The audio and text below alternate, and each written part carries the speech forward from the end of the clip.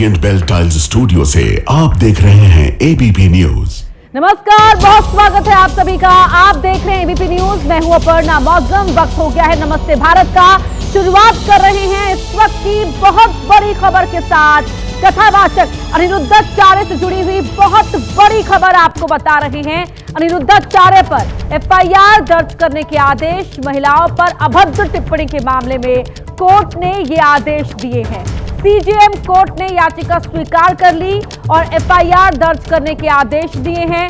अखिल भारत हिंदू महासभा आगरा की जिला अध्यक्ष मीरा राठौर ने सीजेएम कोर्ट में याचिका दायर की थी, जिसे कोर्ट ने स्वीकार कर लिया है।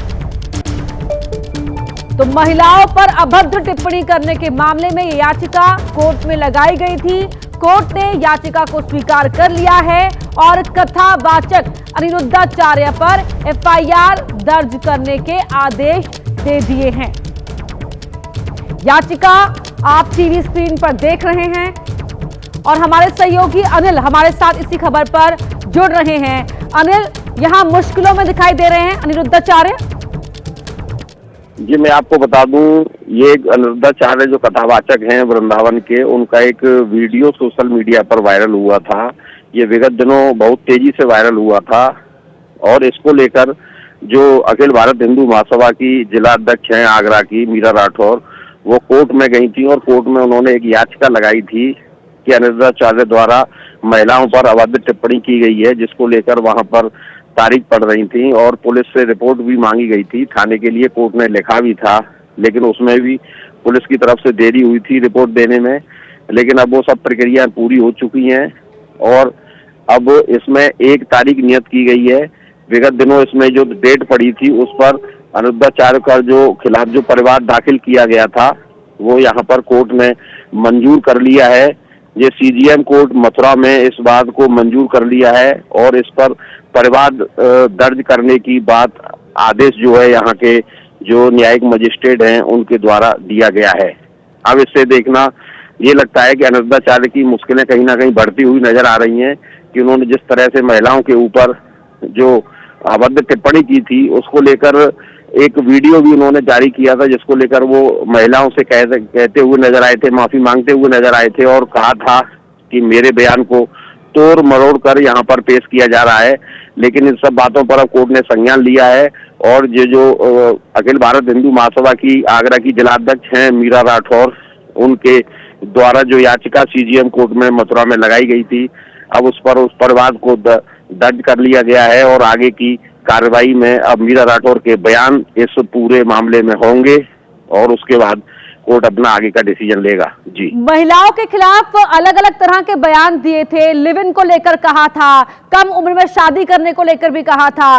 क्या सभी बयानों को आधार मानते हुए यहाँ पर कोर्ट ने संज्ञान लिया है या कोई एक खास बयान है जिस पर ये एफआईआर दर्ज करने के आदेश दिए गए हैं? जी, मैं आपको बता दूं, अभी तक मिली जानकारी के अनुसार मीरा राठौर ने जो याचिका यहाँ पर दायर की थी उसमें कहा था कि जब लड़कियों की शादी देर उम्र में होती है तो वह कई जगह जब तक मुंह मार चुकी होती हैं। तो इस बात को लेकर भी कोर्ट ने संज्ञान लिया है और यहाँ पर जो सीजीएम मजिस्ट्रेट हैं यहाँ के उत्सव गौरव राज हैं, मथुरा के सीजीएम मजिस्ट्रेट हैं, उनकी अदालत में यहाँ पर परिवाद को दर्ज करने का यहाँ पर आदेश दिया गया है। जी, और मीरा राठौर क्या आज मीडिया को इस बारे में कोई जानकारी देने जा रही हैं? कोई प्रेस कॉन्फ्रेंस या मीडिया से वो बातचीत करने जा रही हैं? ऐसा कोई कार्यक्रम आज उनका? उन्होंने एक जानकारी हम लोगों के द्वारा साझी की है कि वह आज 12 बजे मथुरा के पीडब्ल्यूडी गेस्ट हाउस में इसी पूरे मामले को लेकर एक प्रेस कॉन्फ्रेंस करेंगी और जो भी कोर्ट के द्वारा अनिरुद्धाचार्य जो कथावाचक हैं उनके खिलाफ जो आदेश दिए गए हैं कोर्ट द्वारा, उनको यहाँ पर मीडिया कर्मियों के साथ साझा करेंगी और आगे की अपनी रणनीति के बारे में भी बताएंगी। जी, जिस तरह के बयान अनिरुद्धाचार्य ने दिए थे उस बयान को लेकर, उन बातों को लेकर उन्हें काफी आलोचना का सामना भी करना पड़ा था अनिल यहाँ पर। लेकिन बात यह है कि वो अपने बयान को उन्होंने ना तो पीछे लिया ना माफी मांगी। उन्होंने कहा, मीडिया पर उल्टा आक्षेप लगा दिया था कि मीडिया उनके बयानों को तोड़ मरोड़ के पेश कर रही है। जी, मैं आपको बता दूं, इस पूरे मामले में अनिरुद्धाचार्य पर काफी कमेंटबाजी भी हुई थी। कई और महिला अधिवक्ता भी हैं, उन्होंने भी यहाँ पर एक परिवाद दाखिल किया था इसी बात को लेकर, महिलाओं पर अभद्र टिप्पणी को लेकर। महिला अधिवक्ताओं ने भी यहाँ पर अदालत की शरण में गई थी, लेकिन जो सफलता हाथ लगी है वो अखिल भारत हिंदू महासभा की जो जिला अध्यक्ष है मीरा राठौर, उनके सामने आई है ये कि अब यहाँ पर जो अदालत ने संज्ञान लिया है उसको देकर यहाँ पर चर्चाओं का बाजार गर्म हुआ है और कहीं ना कहीं अनिरुद्धाचार्य को इस पूरे मामले में मुश्किलें बढ़ती हुई नजर आ रही हैं। जी अनिल, आप बने रहिए हमारे साथ। तो मुश्किलों में अब नजर आ रहे हैं यहाँ पर कथावाचक अनिरुद्धाचार्य, जो अक्सर ही अपने बयानों को लेकर वायरल होते हैं, उनकी जो बयान है वो शेयर किए जाते हैं, लेकिन जिस तरह की टिप्पणी, जिस तरह के बयान उन्होंने महिलाओं को लेकर दिए, उससे उनकी पिछड़ी सोच दर्शाती है उनके तमाम बयान, उनके ये तमाम स्टेटमेंट्स, और इसी वजह से उनकी काफी आलोचना भी हुई थी। लेकिन अपने बयानों को वापस लेने के बजाय, महिलाओं से माफी मांगने के बजाय अनिरुद्धाचार्य ने उल्टा मीडिया पर आरोप लगाया। और देखिए बदजुबानी के कौन कौन से मामले हैं वो हम आपको बता रहे हैं। जरूरत से ज्यादा सुंदर होना स्त्री का दोष है, सुंदर होने की वजह से द्रौपदी का चीरहरण, मां सीता का अपहरण हुआ, इस तरह के शब्दों का इस्तेमाल किया था कथावाचक अनिरुद्धाचार्य ने।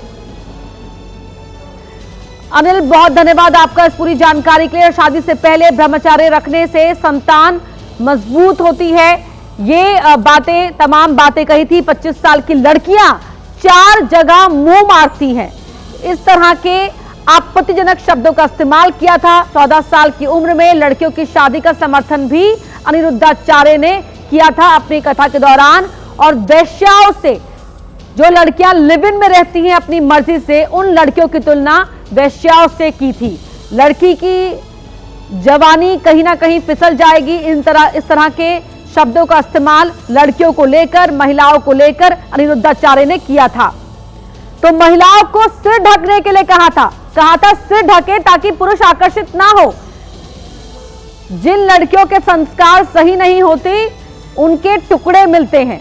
तो तमाम अलग अलग तरह की बातें, अपने विचार दर्शाए थे महिलाओं को लेकर, महिलाओं की सुंदरता को लेकर, महिलाओं की आजादी को लेकर। और ये देखिए, ये वो याचिका है जो स्वीकार की गई है और एफआईआर दर्ज करने के आदेश दिए गए हैं।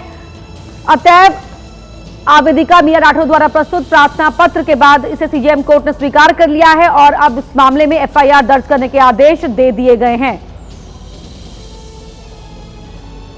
1 जनवरी को संबंधित न्यायालय में पेश करने के आदेश भी दिए हैं।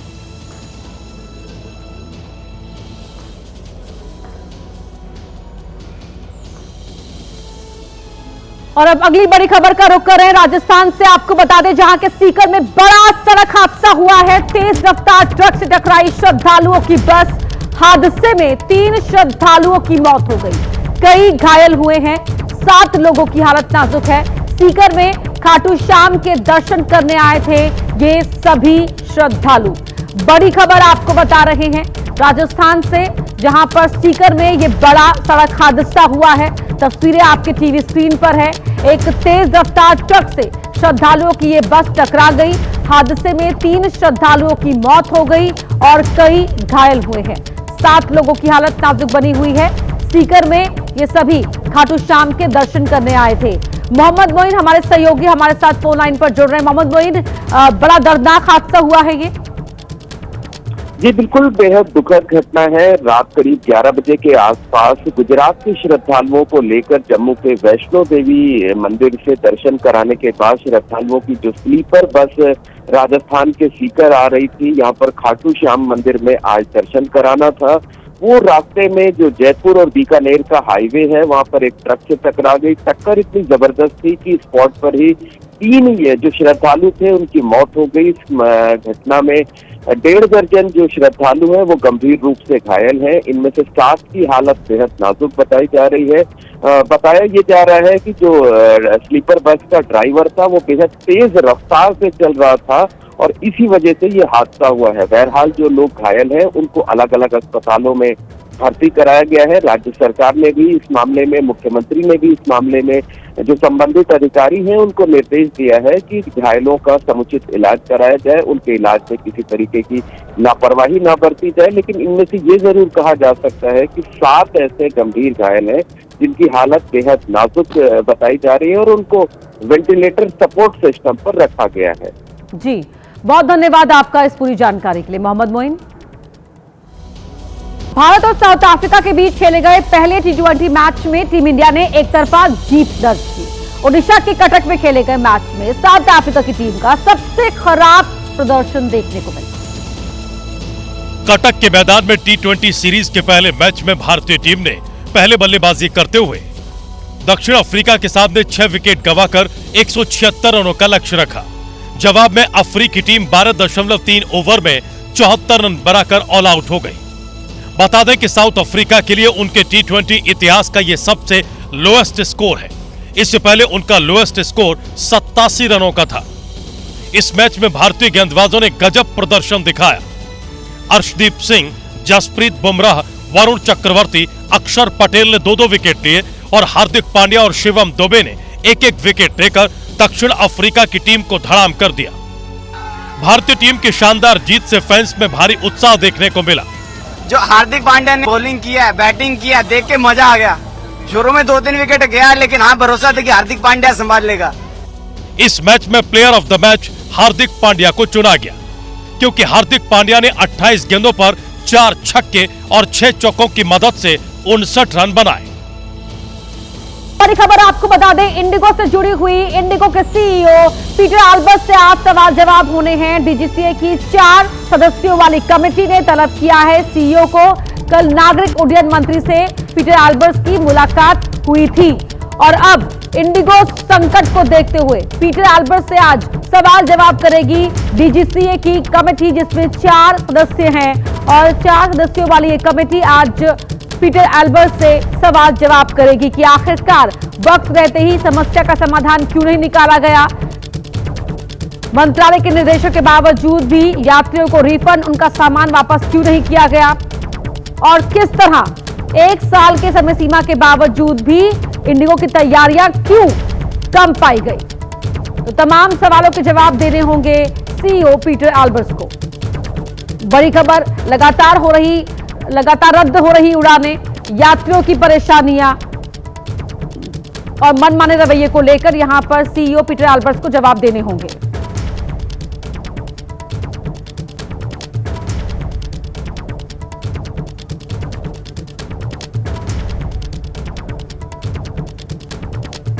तो देश भर में जो फ्लाइट्स कैंसिलेशन हुई उसका असली कारण पता चल गया है। तो हुआ यह था कि इंडिगो ने पिछले साल की तुलना में इस साल अपनी 9.66% उड़ानें बढ़ा दी थी और सर्दियों के सीजन में उसने सरकार से 6% ज्यादा उड़ानें बढ़ाने की इजाजत मांगी थी। वो परमिशन भी उसे मिल गई, लेकिन बाद में समझ आया कि इंडिगो के पास तो उन उड़ानों को मैनेज करने के लिए पर्याप्त स्टाफ था ही नहीं।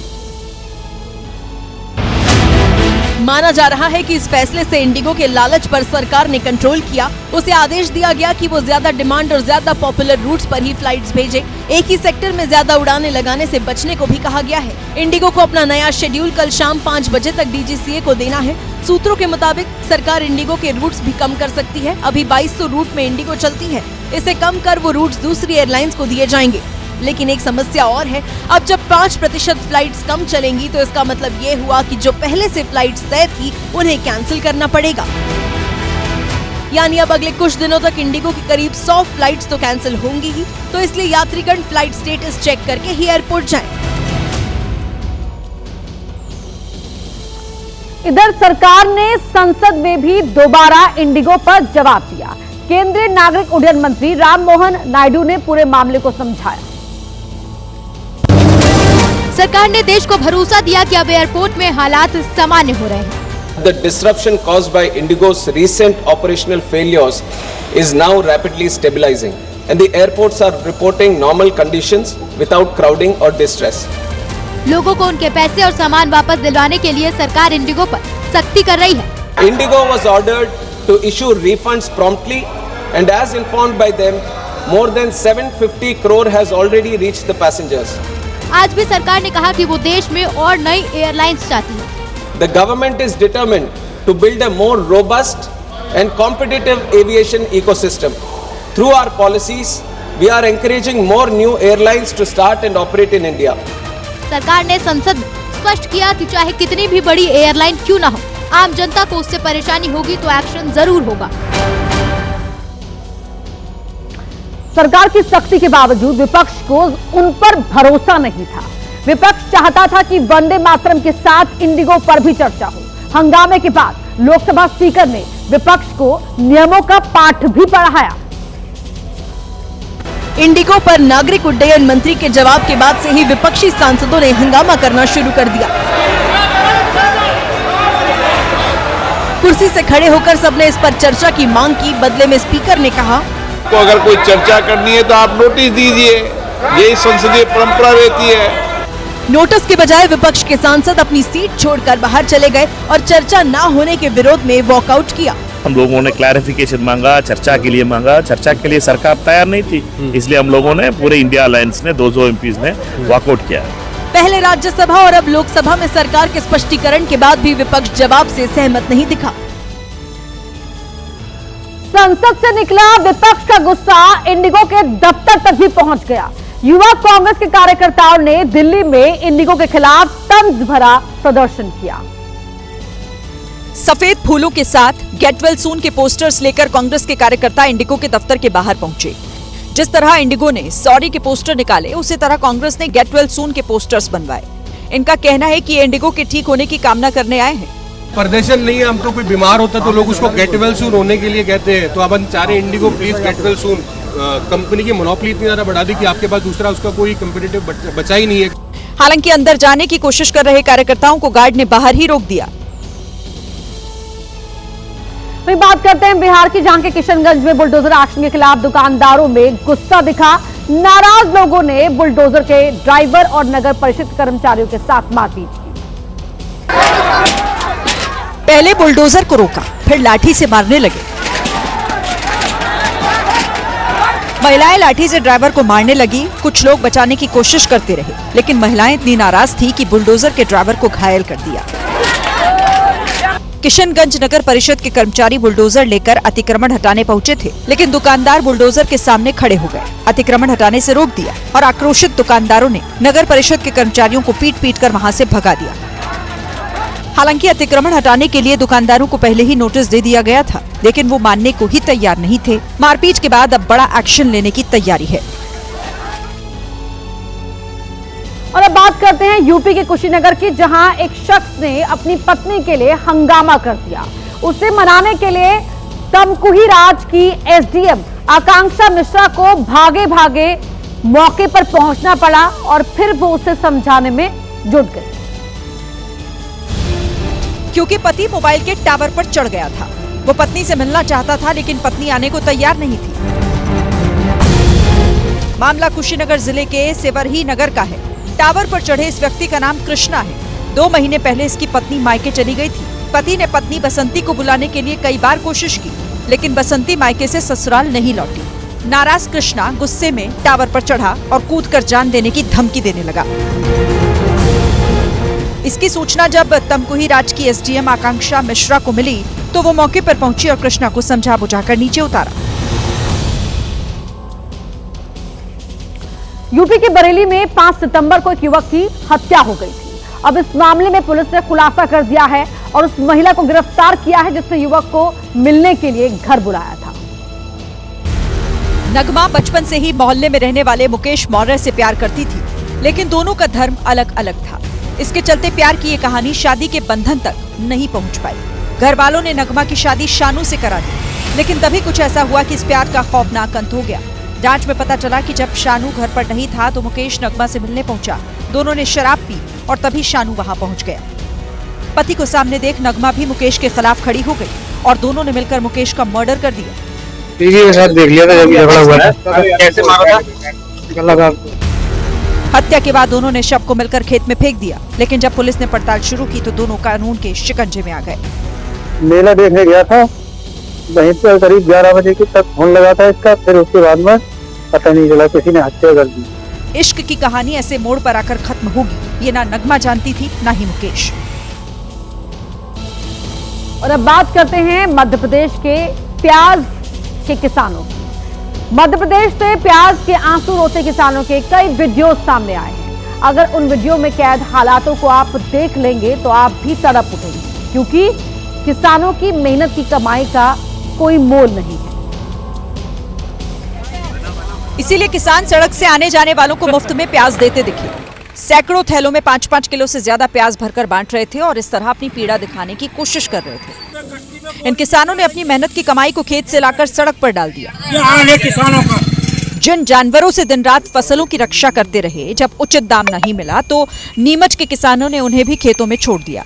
लागत नहीं निकल रही, इसलिए हमने मवेशी छोड़ दिए खेत में और सारी फसल को नष्ट कर दिया हमने। सरकार तक अपनी आवाज पहुंचाने के लिए मंदसौर में प्याज की अंतिम यात्रा तक निकाली। ऐसी तमाम तस्वीरें मध्य प्रदेश के सीहोर, नीमच, मंदसौर से आई हैं और हर वीडियो में प्याज के किसानों का दर्द है। प्याज का उचित दाम नहीं मिलने से वो खून के आंसू रो रहे हैं। ये अपमान है उस अन्नदाता का जिसको डबल इनकम का वादा किया गया। किसानों का कहना है कि 1 एकड़ में प्याज की खेती और उसे बाजार तक ले जाने में कुल 70,000 रुपए की लागत लगती है, लेकिन बाजार में दाम सिर्फ 4,000 रुपए लगते हैं, यानी 66,000 रुपए का सीधा नुकसान। और ऐसे में प्याज को फेंकने बांटने के अलावा कोई और उपाय नहीं है। लेकिन मध्य प्रदेश के कृषि मंत्री को इससे कोई फर्क नहीं पड़ता। क्योंकि आवक अच्छी हुई है इसलिए फेंक रहे हैं ना। आवक तो अच्छी हो रही है और कांग्रेस के राज में तो प्याज होती नहीं थी। केरल के वडक्केकड में बड़ा हादसा हो गया, जहां तेज रफ्तार के चक्कर में बाइक सवार 2 युवकों की जान पर बनाई, जिनमें से एक की हालत गंभीर है। और हादसे की तस्वीरें हर किसी के लिए बहुत बड़ा संदेश है।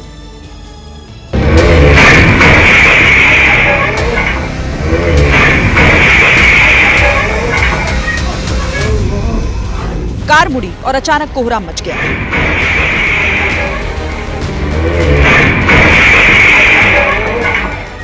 एक पल को समझ ही नहीं आया कि आखिर ये हुआ क्या। सफेद रंग की कार मुड़ ही रही थी, उसी समय हवा में बातें करती एक बाइक पीछे से आई और कार से टकरा गई।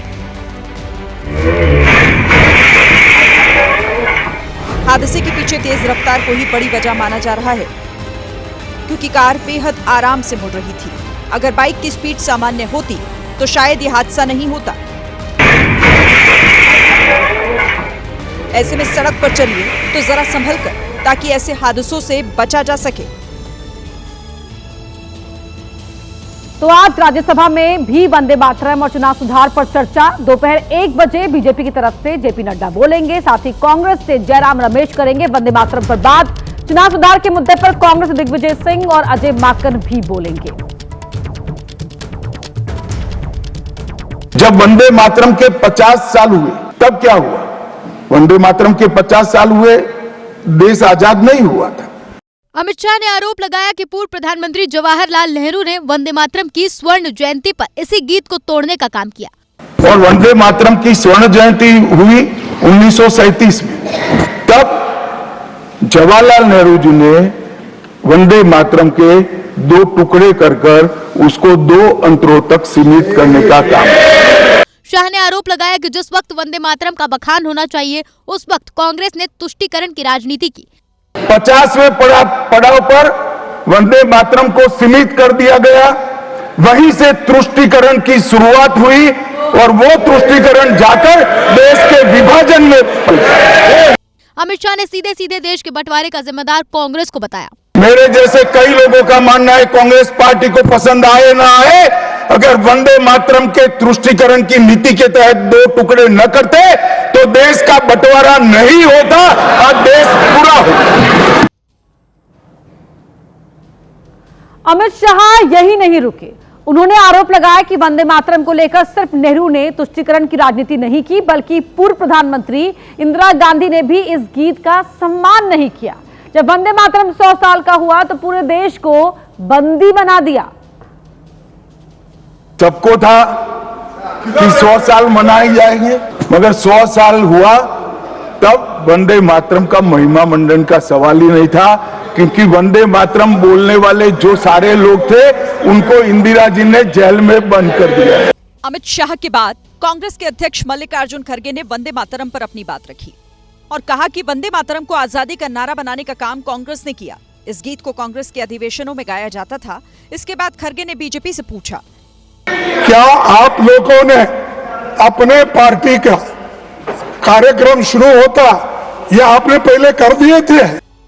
इसके बाद खरगे ने वंदे मातरम के टुकड़े करने के आरोप पर पीएम मोदी और अमित शाह को घेरा।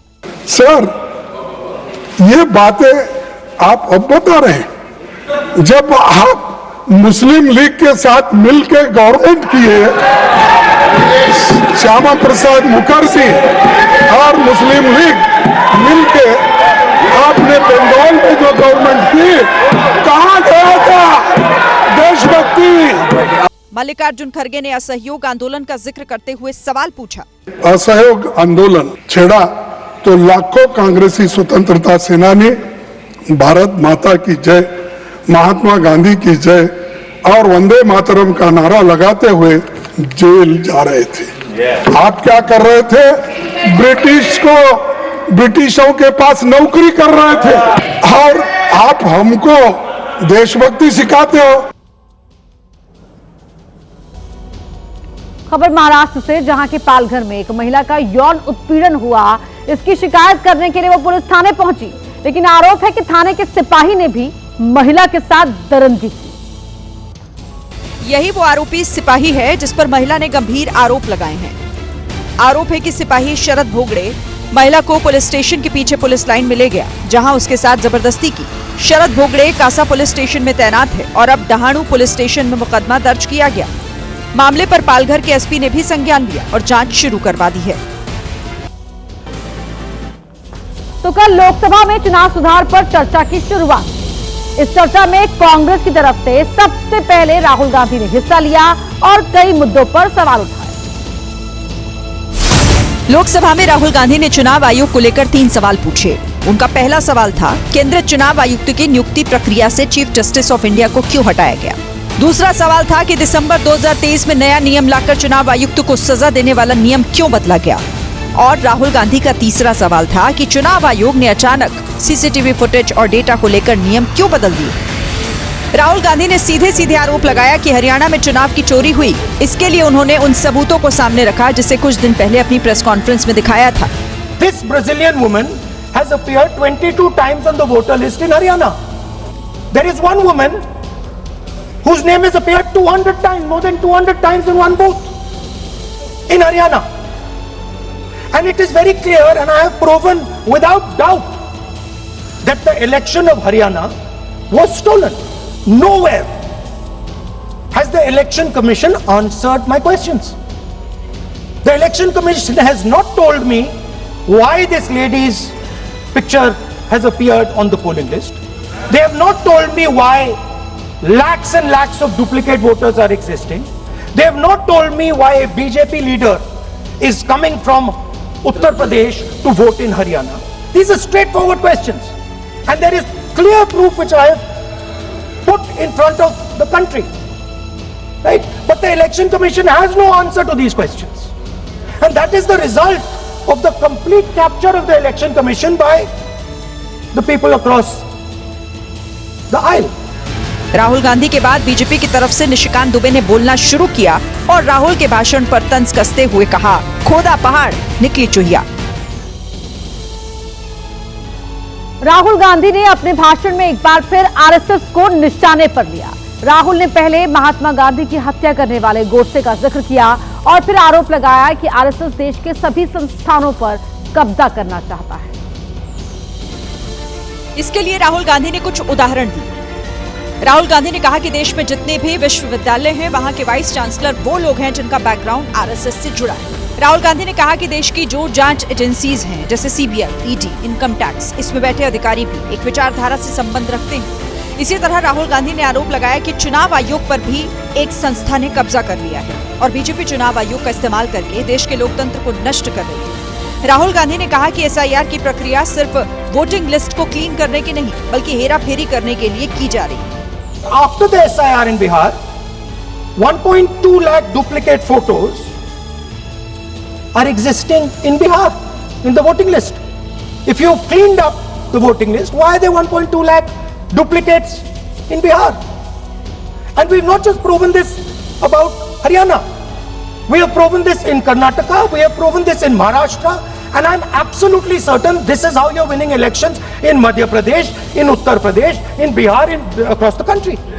राहुल जब लोकसभा में आरएसएस का जिक्र कर रहे थे तो बीजेपी के सांसदों ने विरोध भी जताया और इस दौरान जमकर हंगामा भी हुआ। राहुल गांधी ने कहा कि वोट चोरी सबसे बड़ा देशद्रोह है और बीजेपी इस वक्त चुनाव आयोग के साथ मिलकर यही कर रही है। उन्होंने कहा कि सरकार चाहती ही नहीं कि चुनाव प्रक्रिया में सुधार।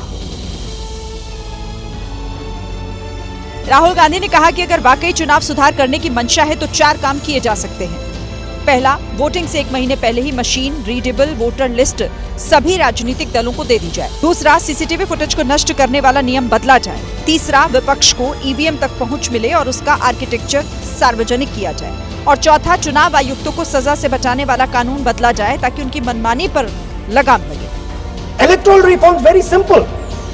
The point is nobody wants to do it. The government doesn't want to do it. Rahul Gandhi ने सवाल पूछा कि आखिर ऐसे कानून बनाए ही क्यों गए जिसके तहत चुनाव आयोग 45 दिनों में ही सीसीटीवी फुटेज डिलीट कर सकता है। राहुल गांधी के आरोपों पर बीजेपी आग बबूला हो गई। पहले संसद में ही राहुल पर पलटवार हुआ और उसके बाद सोशल मीडिया पर लंबा चौड़ा जवाब दिया गया। राहुल के बाद बोलने के लिए खड़े हुए निशिकांत दुबे ने आपातकाल से लेकर कई मुद्दों का जिक्र किया और इतिहास के पन्ने पलटते हुए कांग्रेस को कटघरे में खड़ा किया। ये चुनाव आयोग की बात करते हैं। इस देश का पहला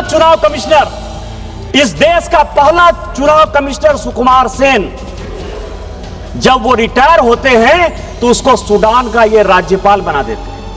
वीएस रमा देवी जब रिटायर होती है उसको हिमाचल का गवर्नर बना देते हैं। टीएन शेषन जब रिटायर होते हैं तो उसको अहमदाबाद में भारतीय जनता पार्टी के खिलाफ कैंडिडेट बना देते हैं। और एमएस गिल जब रिटायर होते हैं तो वो इस केंद्र के मंत्री 10 साल तक किसी सदन में रहते हैं। इधर बीजेपी ने सोशल मीडिया के जरिए राहुल पर पलटवार किया और पूछा, क्या राहुल गांधी किसी ऐसे चुनाव आयुक्त का नाम बता सकते हैं जिनका चयन मुख्य न्यायाधीश या विपक्ष के नेता वाली समिति द्वारा किया गया हो। इधर संबित पात्रा ने कहा कि राहुल गांधी ने इंग्लिश में भाषण इस वजह से दिया ताकि विदेशों में भारत का चुनाव आयोग बदनाम हो सके।